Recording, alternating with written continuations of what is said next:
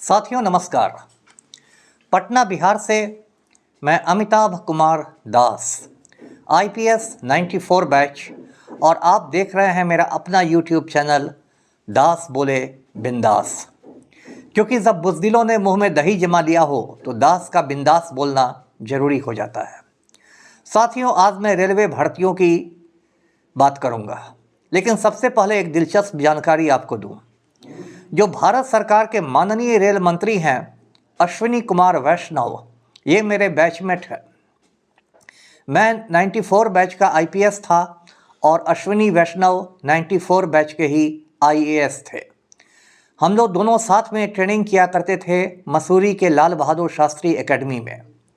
मसूरी के लाल बहादुर शास्त्री एकेडमी में IAS और IPS अधिकारियों की शुरुआती ट्रेनिंग होती है, जिसे फाउंडेशन कोर्स कहते हैं।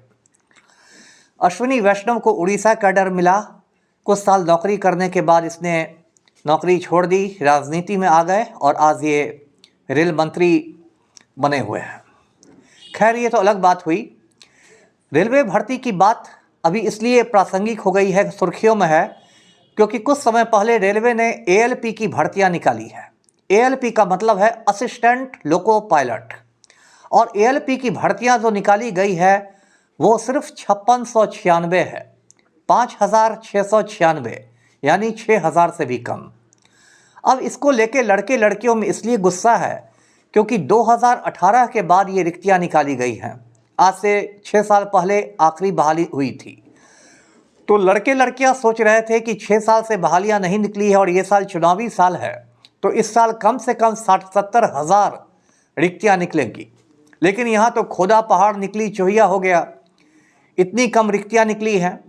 मैं आपको बताऊं कि ALP के लिए न्यूनतम योग्यता होती है ITI करना, और कोचिंग संचालक लोग बताते हैं कि अगर सारे ITI वाले फॉर्म भर दें तो लगभग 80 लाख फॉर्म भरे जाएंगे 6000 से भी कम सीटों के लिए।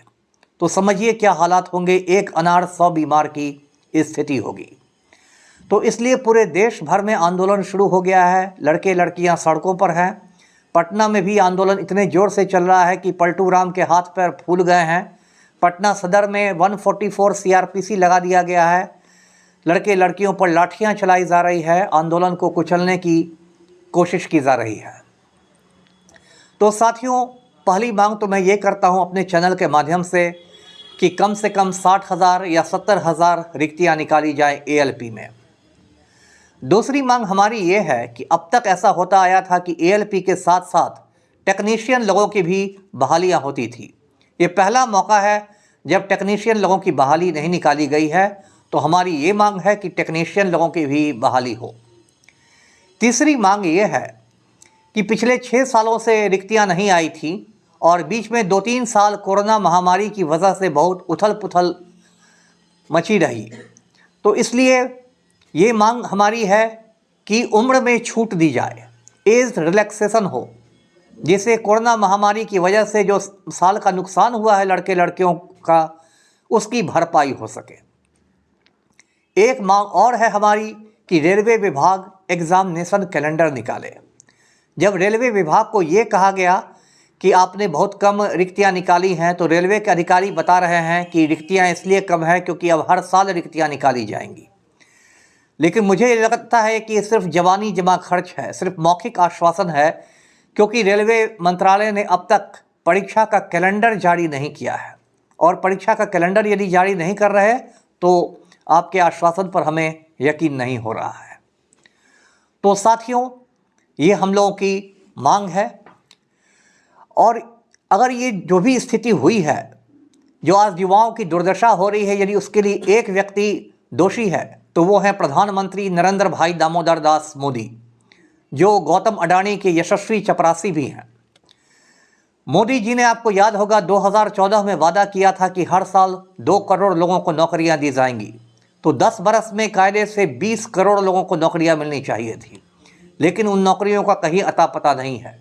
उल्टे प्रधानमंत्री अब कहने लगे हैं कि पकौड़े तलना भी एक रोजगार है। इन लोगों ने युवाओं का मजाक बना दिया है। सेना में भी अब नियमित बहाली बंद हो गई है। सेना में अब अग्निवीरों की बहाली हो रही है।